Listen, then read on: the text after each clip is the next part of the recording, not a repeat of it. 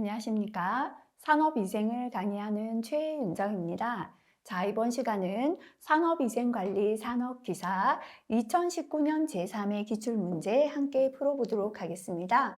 우선 1번 문제부터 함께 풀이하겠습니다. 자, 1번 문제 파란색 별표 한번 해보도록 하겠습니다. 산업안전보건법령상 바람직한 VDT 작업 자세로 틀린 것은 있습니다. VDT는 우리가 컴퓨터 단말기 작업을 뜻하잖아요. 자, 어떤 자세가 바람직하고 틀린 건지 한번 찾아보는데요. 1번, 무릎의 내각은 120도 전후가 되도록 한다. 우리가 컴퓨터 작업할 때 보통 의자에 이렇게 앉아서 작업하잖아요. 그죠? 사람이 이렇게 의자에 앉았다 생각하면요. 허리를 좀 그림이 이상합니다. 그죠? 사람이 이렇게 의자에 앉았습니다. 이 다리라고 하겠습니다. 허리를 등받이 뒤에 대일수록 바짝 대면 이렇게 의자에 앉았을 때 무릎의 내각은 몇 도가 됩니까? 90도가 됩니다. 그죠? 그래서 이 부분 120도 전후다가 틀렸죠? 무릎의 내각은 90도 전후가 되도록 한다. 그죠? 그래서 1번 틀린 설명이 되고요. 자, 그 다음에 2번. 아래팔은 손등과 일직선을 유지하여 손목이 꺾이지 않도록 하는 게 좋습니다. 손목이 이렇게 꺾여서 작업하면 힘들죠. 일직선을 유지하게 작업해야 하고요. 눈으로부터 화면까지 시거리는 40cm 이상 되는 게 좋고, 작업자의 시선은 수평선으로부터 아래로, 시선을 위로 이렇게 본다는 건 목을 들고 있어야 되기 때문에 불편함이 있고요. 편안하게 아래로 10에서 15도 이내에 좋습니다. 자, 그래서 틀린 거 1번 되겠습니다. 자, 그 다음 2번 문제 넘어가겠습니다. 실기 대비해서 반드시 암기하시면 좋겠습니다. 산업안전보건법령상 보건관리자 업무에 해당하지 않는 것은 있습니다. 자, 1번에 물질안전보건 자료는 맞는데요. 작성한다? 틀렸죠. 그죠? 물질안전보건 자료를 작성하는 건 화학물질을 제조하거나 또는 수입했는 회사에서 해야죠. 우리 물질에는 뭐가 몇 퍼센트 함유되었다. 이걸 해야죠. 근데 우리는 그걸 사왔잖아요. 샀을 때, 그 물질을 샀을 때 들었는 물질안전보건 자료를 근로자가 항상 볼 수 있게 뭐 한다? 게시하고 비치하는 게 보건관리자 역할이죠. 그래서 이거 틀렸죠. 그죠? 자, 그래서 물질안전보건 자료에 대한 거 어떻게 표현되어 있나 한번 볼게요. 물질안전보건 자료 게시나 비치에 관한 보자 및 조언 지도다라고 해야 맞죠. 자, 나머지 내용들 한번 보겠습니다. 산업재해가 발생되면 재해의 원인 조사, 분석 및 재발 방지를 위한 기술적 보자 및 조언 지도 맞고요. 산업안전보건위원회에서 심의 의결한 업무 또는 산업안전보건관리 규정, 취업규칙에서 이 일을 해야 된다라고 정한 업무 맞죠? 그죠? 안전인증 대상 기계기구 등과 자율안전 확인 대상 기계기구 등 중에서 보건과 관련된 보호구 구입 시에 이게 적격하니까 이걸 사달라 이렇게 적격품 선정에 관한 보자 및 조언 지도 맞습니다. 자, 해설의 내용 꼭 다시 한번 확인하시고 넘어가시면 좋겠습니다. 3번 문제 넘어가겠습니다. 자주 출제되고 있습니다. 400명의 근로자가 하루 8시간 1년 300일 근무하는 사업장이 있습니다. 1년 동안 30건의 재해가 발생했다면 도수율은 있습니다. 자, 도수율의 공식 이제 암기되셨는지 옆에 한번 적어보겠습니다. 도수율은 밑에는 뭐였습니까? 총 근로 시간 수분에 도수할 때 수는 무슨 수다? 재 건수의 수다. 그죠? 건수는 간단하니까 동그라미 6개 곱해주자. 이게 공식이었죠. 자, 그렇다면 총 근로시간수 계산하겠습니다. 400명 곱하기 하루는 8시간 일하고요. 1년에는 300일 일한다. 됐죠? 그죠? 재 건수 30건 곱하기 10의 6승 하시면 되고요. 31.259 재율은 단위가 없다라고 했습니다. 자, 그 다음에 4번 문제는 파란색 별표 붙여보도록 하겠습니다. 공장의 기계시설을 인간공학적으로 검토할 때 준비 단계에서 검토할 내용으로 적절한 것은 있습니다. 인간공학은 뭐냐면 인간의 특성에 맞춘 설계를 하는 겁니다. 사람이 기계를 사용하는데 사람이 기계 속도를 따라가면 너무 힘들고 사고 나겠죠. 그래서 기계나 주변 환경을 인간이 사용하기 편리하게 인간의 특성에 맞춘 설계하는 건데요. 준비할 때 뭐 해야 되는가? 그죠? 자, 인간공학 활용 3단계에서 1단계의 준비 단계인데요. 인간과 기계의 관계의 구성인자 특성을 알아내야 됩니다. 인간은 이런 특성을 갖고 있고 이 기계는 이런 특성이 있다. 요거부터 준비 단계에서 알아내야 되고요.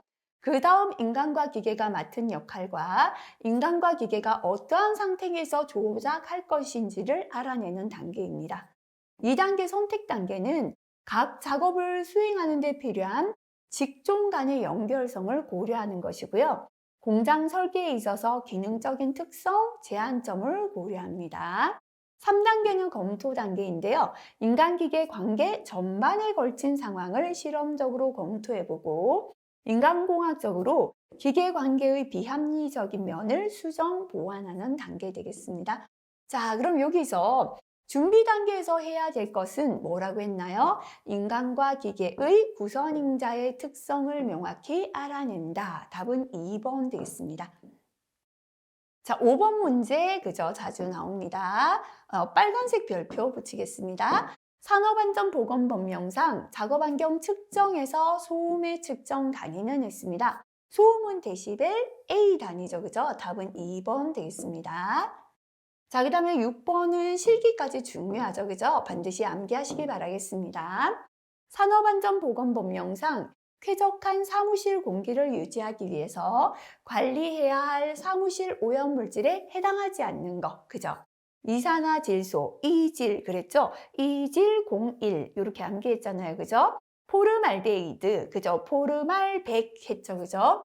휘발성 유기화합물, 그죠? 휘유라고 외웠죠? 500 있었죠? 해당되지 않는 건 답은 1번의 듐이 되겠습니다. 자, 암기법 한번 암기하고 지나갈게요. 이질 01, 1탄 10, 초몬 50, 포름알 미몬 100, 라돈 148, 휘유 곰팡이 500, 부유 800, 2탄 1000. 나올 때마다 보시면 실기까지 암기가 되실 거예요. 그래서 별표가 많은 것들은 나올 때마다 해설을 꼭 다시 확인하시고 넘어가시면 좋겠습니다. 자, 자주 출제되고 있습니다. 피로의 예방 대책으로 적절하지 않은 것은 했습니다. 이 문제는요, 제가 파란색 별표로 한번 바꿔보도록 하겠습니다. 자, 조금 주의가 필요합니다. 우리가 피로를 예방하기 위해서 적당한 작업 속도, 너무 빠르지 않은 적당한 작업 속도 유지하는 거 좋습니다. 불필요한 동작은 피하는 거 좋죠, 그죠? 너무 정적인 작업은 동적인 작업으로 바꿔주는 것도 좋습니다. 4번에 카페인이 적당히 들어있는 커피나 홍차나 엽차 마신다. 자, 근데 만약에 1, 2, 3번 중에 틀린 게 있었다면 요거를 맞다라고 해도 되는데요. 지금처럼 다 맞을 땐 커피나 홍차나 엽차를 마시는 건 예방보다는 피로를 회복하기 위한 방법에 더 가까워요. 그래서 이럴 때는 요거를 틀렸다라고 하시기 바랍니다. 그래서 지금 산업피로 예방 대책 해설에 보면 자, 커피, 홍차나 엽차나 비타민 B1은 피로 회복에 도움이 되므로 공급한다. 그죠? 그래서 이거 자체가 틀린 내용은 아니고요. 물론 회복에 더 큰 도움이 되지만 예방도 완전히 비타민 B1이 틀린 건 아니지만 그래도 이렇게 다 맞을 때는 회복에 더 가깝기 때문에 예방 대책에서는 틀렸다. 이렇게 조금 요령껏 문제 풀어주시면 되겠습니다. 자, 그 다음에 8번 문제로 넘어가겠습니다. 기초 대사량이 75kcal per hour이고 작업 대사량은 4kcal per minute인 작업을 계속하여 수행하고자 할 때 아래식을 참고하면 계속 작업 한계 시간을 계산하라 라고 했습니다. 자, 우리가 계속 작업 한계 시간 로그 TEND는 해서 식을 줬어요. 그죠? 3.724-3.25 곱하기 로그 RMR을 하면 됩니다. 자, 근데 RMR이 지금 주어지지 않았으니까 계산해야 합니다. RMR은 기초 대사량분의 작업 대사량인데요. 기초 대사량은 75kcal per hour죠. 근데 작업 대사량은 4kcal per minute예요. 자, 1분은 몇 시간입니까? 60분의 1 시간이에요. 그죠? 자, 근데 60분의 1분의 1은 60을 곱한 거하고 똑같습니다. 그래서 4 곱하기 60은 240이죠. 그래서 결국 작업 대사량은 240이 되는 거죠. 계산하면 아래 말은 3.2가 나옵니다. 자, 그렇다면 공식에 대입하겠습니다. 로그 t end는 3.724-3.25 곱하기 로그 3.2, 그죠? 로그 RMR이니까요. 3.2 하시면 되고요. 요거 잘못되었죠.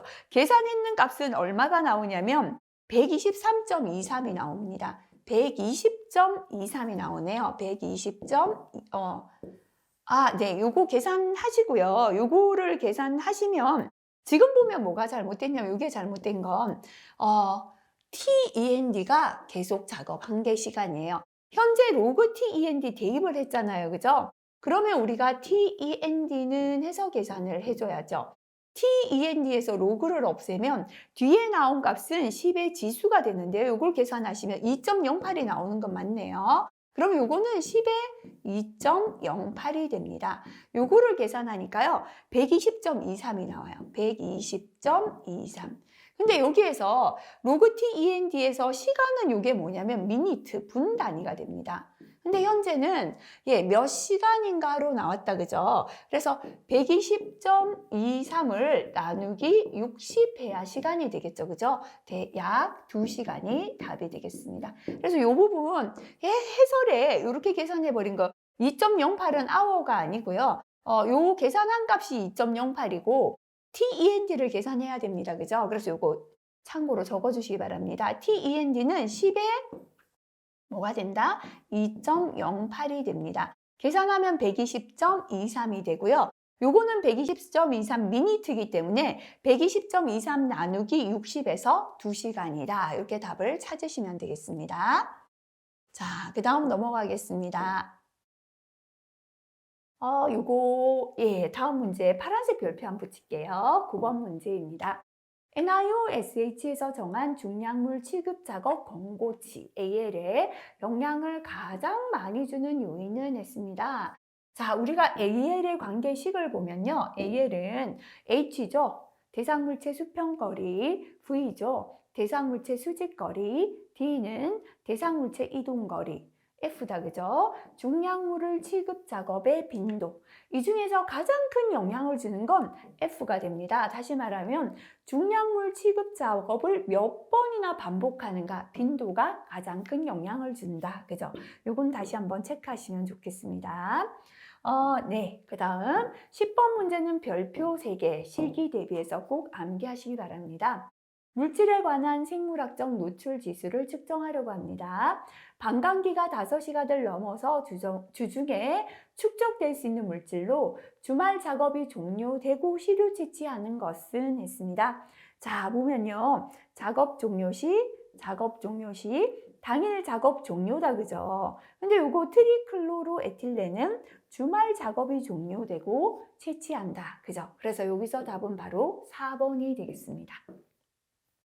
자, 그 다음 11번 문제 파란색 별표 한번 붙이겠습니다. 외부 환경의 변화에 신체 반응의 항상성이 작용한다. 이 말은 외부의 환경이 변화될 때 우리 몸이 조금 적응해 간다라고 보시면 되겠습니다. 자, 이렇게 외부 환경 변화에 신체 반응 항상성이 적용되는 현상을 수능이다라고 했죠. 답은 4번 되겠습니다. 12번, 네. 산업안전보건법령상 충격소음 노출 기준에서 충격소음의 강도가 140dB일 때 1일 노출 횟수는 이라고 했습니다. 자, 충격소음은 120dB부터가 충격소음이었죠. 120dB이 이상의 소음이 1초 이상 간격으로 탕 이렇게 날 때 충격소음, 그죠? 120은요, 만 회까지 하루에 노출될 수 있죠. 그 다음에 데시벨은 플러스 10이 되고 노출 횟수는 10분의 1로 감소된다라고 했습니다. 130dB은 1000회, 140은 100회까지 노출 가능합니다. 그죠? 140이라고 했으니까요. 답은 2번에 100회가 답이 되겠습니다. 자, 13번 문제입니다. 어떤 작업의 강도를 알기 위해서 작업 대사율을 구하려고 합니다. 작업 시에 소요된 열량이 5,000kcal, 기초 대사량은 1,200, 안전 시의 열량은 기초 대사량의 1.2배입니다. 작업 대사율이 얼마입니까? 라고 물었습니다. 자, 아래 말은 기초 대사량분의 작업 대사량 해도 되죠. 또는 기초 대사량분의 작업 시 소비하는 에너지 마이너스 안정시 소비하는 에너지 해도 되겠습니다. 현재 기초 대사량 1200kcal죠. 작업 시 소요된 열량이 나왔다. 그죠? 5000kcal고 안정시 열량은 기초 대사량의 1.2배다라고 했으니까 1200 곱하기 1.2 하면 되겠죠. 단위가 아래 위로 전부 다 킬로칼로리죠. 약분되고 단위 없죠. 그죠? 답은 2.97이 답이 되겠습니다. 14번 파란색 별표 붙이겠습니다. 직업성 피부 질환과 원인이 되는 화학적 요인의 연결로 옳지 않은 것은 자주 나오지 않습니다. 자, 모노벤질 에테르는 색소 감소를 일으키는 화학물질입니다. 콜타르는 피부의 색소 증가를 일으키고요. 하이드로퀴논도 색소 감소를 일으킵니다. 3차 부틸페놀은 색소 증가가 아니라 이것도 색소 감소를 일으키는 화학 물질이다. 그죠? 그래서 현재 틀린 건 4번이다 정도. 그죠? 4번이 틀렸다 정도 기억하시면 되고요. 나머지가 그다지 중요한 내용은 아닙니다. 자, 필기에 자주 나오는 내용입니다. 국제노동기구와 세계보건기구 공동위원회에서 정한 산업보건의 정의에 포함된 내용으로 적합하지 않은 것은 했습니다. 자, 2번부터 보겠습니다. 근로자들의 육체적, 정신적, 사회적 건강을 유지 증진한다. 좋습니다. 근로자를 생리, 심리적으로 적합한 작업 환경에 배치한다. 좋습니다. 작업 조건으로 인한 질병 예방, 건강에 유해한 취업을 방지한다. 좋죠. 근데 1번은 보니까요. 근로자 건강 진단 및 요건 괜찮은데 산업재해를 예방하는 건 산업 뭐죠? 안전 파트죠. 그래서 여기서 틀린 답은 바로 1번이 답이 되겠습니다. 자, 그 다음 문제 넘어가겠습니다. 네. 시기까지 중요하죠. 그죠? 산업안전보건법령상 보건관리자 자격에 해당되지 않는 것은 있습니다. 의료법에 따른 의사, 의료법에 따른 간호사, 산업안전보건법에 따른 산업안전지도사는 안전관리자 자격이죠. 보건지도사라고 해야죠. 그죠? 고등교육법에 따른 전문대학에서 산업위생 분야 학과를 졸업한 사람 해당되죠. 답은 3번 되겠습니다. 자, 그 다음 넘어가서 17번은 파란색 별표 하겠습니다. 사업장에서 부적용의 결과로 나타나는 현상을 모두 고른 것은 있습니다. 자, 산업보건은 일에 적합하게 사람과 일을 적합하게 배치한다라고 했는데요. 일하고 작업자가 맞지 않아요. 부적응이다. 그죠? 자, 이렇게 부적응이 생기면 신경증이 증가하죠. 일할 때 신경이 예민해지고 짜증이 나고 화가 날 수 있다. 그죠? 자, 그러다 보면 지켜야 될 규율을 무시하고 규율이 문란해지게 됩니다. 이렇게 규율이 문란하면 생산성도 저하가 되고요. 사고나 재해도 증가가 되겠죠. 그래서 이렇게 네 가지는 전부 다 부적응의 결과가 맞죠. 답은 4번이 답이 되겠습니다.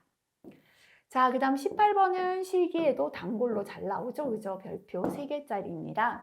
미국 산업위생학술원에서 채택한 산업위생 전문가가 지켜야 할 윤리 강령의 구성이 아닌 것은 했습니다. 암기법부터 볼까요? 전문가의 윤리 강령, 윤리는 전문 근로자에게 고기를 대접하는 거다. 그랬죠. 그죠? 전문은 전문가로서의 책임이죠.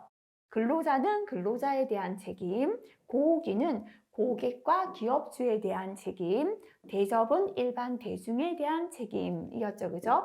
해당되지 않는 것, 국가에 대한 책임이 없었습니다. 19번, 네, 이렇게 자주 나오는 건 실기에도 또 나올 수 있습니다. 그리스의 히포크라테스에 의하여 역사상 최초로 기록된 직업병은 히포가 그죠? 그 하마다 그랬죠. 남 먹는 하마 이렇게 기억했잖아요. 그래서 히포크라테스가 말한 최초의 직업병 바로 1번의 납 중독이 되겠습니다. 20번 문제 넘어가겠습니다. 피로에 관한 설명으로 옳지 않은 것은 1번 정신피로나 신체피로가 각각 단독으로 나타나는 경우는 매우 희박하다. 보통 피로하다 할 때는요, 정신적인 피로나 육체 피로가 함께 나타날 때가 많죠. 정신피로는 말초신경계의 피로를, 근육피로는 중추신경계다 했는데요. 이게 틀렸죠. 정신피로가 머리잖아요. 중추신경계.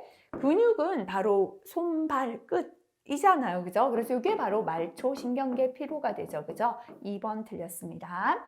과로는 하룻밤 잠을 자고 난 다음 날까지도 피로가 계속되는 것을 의미합니다. 피로는 질병은 아니죠.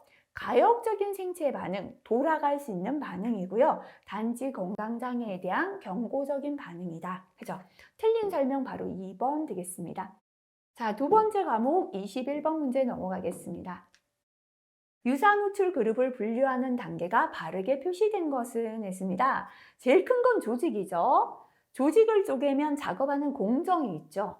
공정 안에는 작업하는 범위가 있죠. 작업 범주가 있고 그 안에 작업 내용 안에는 유해인자가 포함되어 있죠. 그 다음에 세부적인 업무로 구분했습니다. 그죠? 자, 그래서 맞게 된 거, 그죠? 예, 맞게 된 거 현재는 1번이 답이 되겠습니다. 자, 22번은 반드시 암기하셔야 됩니다. 펌프의 유량을 보정하는 1차 표준으로서 가장 널리 사용하는 기기는 했습니다. 또 암기할게요. 1차 표준 기구는 1차 비누로 폐활량 제고, 가스 치환하여 유리, 흑연 먹였더니 피토했다. 그죠? 이 중에서 우리가 1차 비누로 할 때 비누 거품 미터가 바로 1차 표준 기구가 되겠습니다. 23번 이것도 한 번씩 실기까지도 나옵니다. 입자상 물질을 채취하기 위해 사용하는 직경분립 충돌기에 비해 사이클론이 갖는 장점과 거리가 먼 것은 그죠? 입자의 질량 크기 분포를 얻을 수 있는 건 뭐였죠? 충돌시켜서 어떤 게 큰지 질량 크기 자료를 얻는다 그랬죠? 이거는 바로 직경분립 충돌기의 장점이죠. 이게 틀렸다 그죠? 내추럴 코팅과 같은 별도의 특별한 처리가 필요 없고요. 호흡성 먼지에 대한 자료를 쉽게 얻을 수 있다. 그죠? 충돌기에 비해서 사용이 간편하고 경제적이다. 세 가지가 바로 사이클론의 장점이죠. 답은 1번 되겠습니다. 자, 굉장히 잘 나오죠. 실기도 단골입니다. 태양광선이 내리쬐지 않는 옥내. 태양이 없으니까 뭐를 빼라 그랬죠? 건구 온도 없다 그랬다. 그죠? 자, 이때 스쿠 흑구 온도 지수 계산식은 했습니다. WBGT는 0.7 곱하기 자연 스쿠 온도죠. 0.3 곱하기 흑구 온도. 그죠? 맞게 된 거. 답은 2번 되겠습니다. 자, 25번입니다. 납은 금속이잖아요. 그죠? 이렇게 납과 그 화합물을 여과지로 채취한 후에 농도를 분석할 수 있는 기기는 했습니다. 자, 여기서는요, 원자 흑광 분석기죠.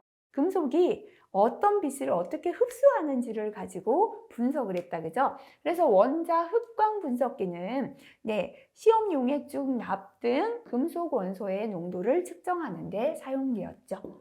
자, 그 다음 넘어가겠습니다. 26번은 그다지 자주 나오진 않아서 파란색 별표 붙여보겠습니다. 흑연로 장치가 부착된 원자 흑광 광도계로 카드뮴을 측정했더니 블랙 시료를 10번 분석한 결과 표준 편차가 0.03이었습니다. 이 분석법의 검출한계는 얼마입니까? 라고 했습니다. 검출한계는 표준 편차 곱하기 3.143이다. 그죠? 그래서 3.143 곱하기 표준 편차 계산하시면 되겠습니다. 답은 3번이 답이 되겠습니다. 27번은 실기까지 중요하죠. 성면의 공기 중 농도를 표현하는 표준 단위는 했습니다. 성면은 개수로 나타냈다. 그죠? 자, 개 퍼 센티미터 3승. 답은 2번 되겠습니다. 28번 실기까지 중요합니다. 가스 교환 부위에 침착할 때 독성을 일으킬 수 있는 물질로서 평균 입경이 4마이크로미터인 입자상 물질을 냈습니다. 자, 흡입성 분지는 평균 입경이 100마이크로미터고 흉곽성은 10마이크로미터, 호흡성이 4마이크로미터죠. 자, 밑으로 내려갈수록 입자가 작은 거다. 그죠? 흡입성은 호흡기 어느 부위에 침착해도 독성을 나타냅니다. 좀 밑으로 가서 흉곽성은 기도나 하기도, 기도의 끝부분, 그죠? 가스 교환 부위에 침착해서 독성 나타내고요. 호흡성 분진이 가스 교환 부위 폐포에 침착되어 독성을 나타냈죠. 해당되는 거 답은 4번 되겠습니다. 29번 넘어갈게요. 파란색 별표 붙이겠습니다. 가스 크로마토그래피 내에서 운반 기체가 흐르는 순서로 맞는 것은 했습니다. 일단은 시료를 주입합니다. 그죠? 시료 주입구로 시료를 넣으면 이 운반 기체가 흐르면서 분리관으로 들어가서 분리를 시킨 것을 검출기가 검출하죠. 검출한 값을 기록계에서 기록한다. 그죠? 맞게 된 거 답은 4번 되겠습니다. 자, 그 다음 30번 넘어가겠습니다. 액체 포집법과 관련 있는 것은 했습니다. 자, 액체 포집법에는 임핀저, 버블러를 이용하죠. 답은 4번의 임핀저가 답이 되겠습니다. 31번 자주 나오고 있습니다. 작업 환경 측정 결과가 다음과 같을 때 노출 지수를 계산하라 라고 했습니다. 자, 노출 지수는 밑에는 노출 기준 TLV다, 그죠? 위에는 작업장의 농도 측정치가 들어가면 되죠. 아세톤은 TLV 750분의 400이죠. 부틸 아세테이트는 200분의 150이죠. 그 다음에 메틸에틸 케톤은 200분의 100, 요거 계산하면 1.78이 됩니다. 노출 지수가 1을 초과했다라는 건 노출 기준을 초과했다라고 평가할 수 있겠죠. 32번 넘어가겠습니다. 실기까지 중요합니다. 강렬한 소음에 노출되는 6시간, 이런 거 꼭 체크하시고요. 측정한 누적 소음 노출량 110%, 요거 D가 주어졌다, 그죠?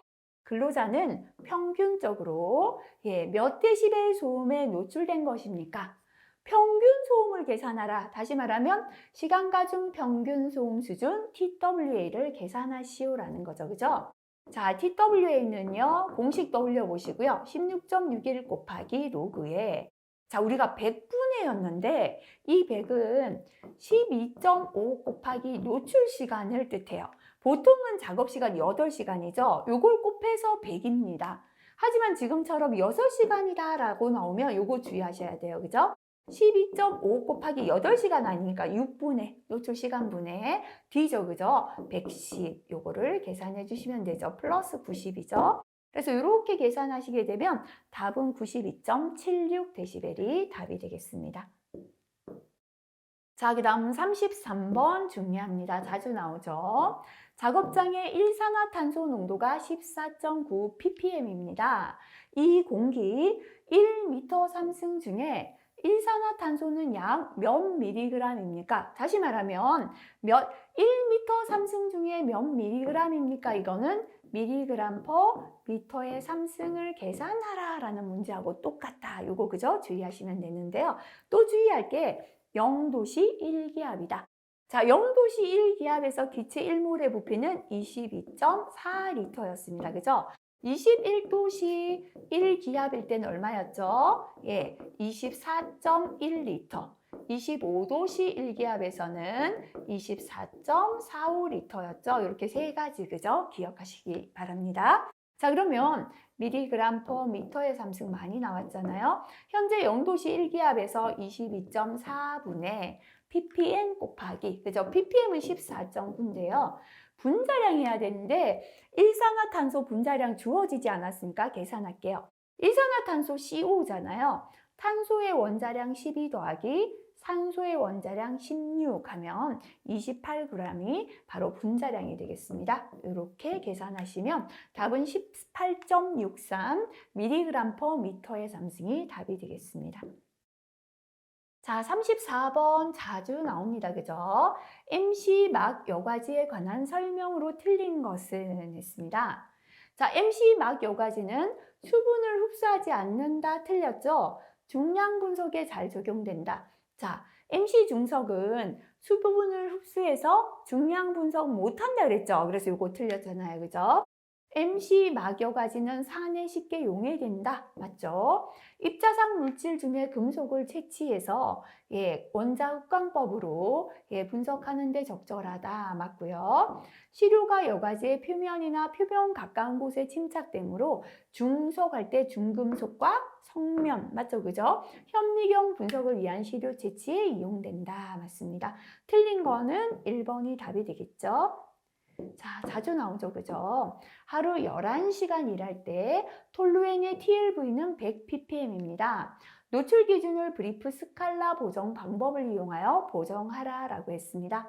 자, 우리 보정 지수부터 계산해야죠. H분의 8이다. 그죠? 실제 작업한 시간 현재 11시간이죠. 11시간 분의 8 곱하기 이렇게 해서 24돼야 된다 그랬죠. 16분에 이렇게 해서 더해서 24가 되려면 24에서 빼기 11을 해주면 됩니다. 계산하면 0.59가 보정지수죠. 그러면 보정된 노출 기준은 보정지수 0.59 곱하기 노출 기준 100ppm 하시면 되겠죠. 59ppm이 답이 되겠습니다. 자주 나오죠. 그죠? 자, 36번. 부피비로 0.001%는 몇 ppm인가요? 했는데요. 자, 1% 요건 기억하라 그랬죠? ppm이다 그랬잖아요. 그죠? 비례식을 세워 보겠습니다. 1%는 10,000 ppm입니다. 0.01%는 몇 ppm인가? 비례식은 밖의 것끼리 곱한 거. 1 곱하기 x니까 x는 안의 것끼리 곱하고 똑같아요. 10,000 곱하기 0.001이죠. 계산하면 10ppm이 답이 되겠습니다. 37번 파란색 별표 붙이겠습니다. 배경소음, 백그라운드 노이즈라고 나왔잖아요. 그죠? 가장 올바르게 설명한 것은 했습니다. 자, 환경소음 중에서 어느 특정 소음을 대상으로 할 경우에 그 위에의 소음이다. 다시 말하면 어느 특정한 소음을 제외하고 나머지 배경에 있는 소음이다. 이렇게 보시면 되겠죠? 그래서 여기서 맞는 답은 2번이 답이 되겠습니다. 자, 그 다음 38번 문제는 실기까지 중요합니다. 가스상 물질을 검지관 방식으로 측정하는 내용의 일부입니다. 괄호에 들어갈 내용으로 옳은 것은 했습니다. 자, 검시관 방식으로 측정하는 경우에는 1일 작업 시간 동안 1시간 간격으로 몇 회? 6회 이상 측정을 하되 측정 시간마다 몇 번? 2회 이상 반복 측정해서 뭐를 산출? 평균값을 산출한다. 다만 가스상 물질의 발생 시간이 6시간 이내, 발생하는 시간이 6시간 이내일 때는 작업 시간 동안 1시간 간격으로 나누어 측정한다 라고 했습니다. 그죠? 그래서 1시간 간격으로 몇 회? 6회 이상 측정하되 측정 시간마다 2회 이상 해서 평균값을 산출한다. 맞게 된 거 답은 1번 되겠습니다. 자, 요거는 좀 삼각형에 가까운 문제입니다. 실기까지 중요하진 않고 그냥 기본이라 보시면 됩니다. 요 과목에서 크게 중요한 내용은 아니라 삼각형이고요. 어렵지는 않아요. 100ml에 0.1g을 넣어서 녹인 용액을 10배 희석시키면 DT존의 농도는 자, 몇 마이크로그램 퍼 밀리리터인가 하니까요. 주어진 단위대로 우리가 값을 넣어 볼게요. 위에는 마이크로그램이 들어가면 됩니다. 근데 지금 주어진 건 0.1g이에요. 0.1 곱하기 1g은 10의 6승 마이크로그램이에요. 그래서 10의 6승을 해주면 마이크로그램이 되었죠. 밑에는 밀리리터가 들어가면 되잖아요. 그죠? 문제에서 100ml다. 그래서 요거 계산하면 1000이 나와요. 근데 10배를 희석시켰을 때 농도는 10배를 희석시킨다는 건 묽어지는 거죠. 농도는 작아져야죠. 그죠? 그래서 1000 곱하기 10분의 1 하면 100이 답이 되겠습니다. 답은 3번 되겠습니다. 40번 문제 풀이할게요. 노동부 고시의 내용이기 때문에 실기까지 별표 2개 붙이겠습니다. 고열의 측정 방법에 대한 내용이 다음과 같을 때 괄호에 들어갈 내용으로 옳은 것은 했습니다. 자, 측정기기를 설치한 후 일정 시간 안정화시킨 상태에서 측정을 실시하고 고열 작업에 대해 측정하고자 할 때는 1일 작업 시간 중 최대로 높은 고열에 노출되고 있는 몇 시간을 1시간을 10분 간격으로 연속해서 측정한다 했죠. 그죠? 그래서 맞게 된 거 답은 3번이 되겠습니다. 자, 이번 시간은 여기까지 풀이하겠습니다. 역시나 아직까지 틀린 문제들 다시 꼭 확인하시길 바라겠습니다. 수고하셨습니다.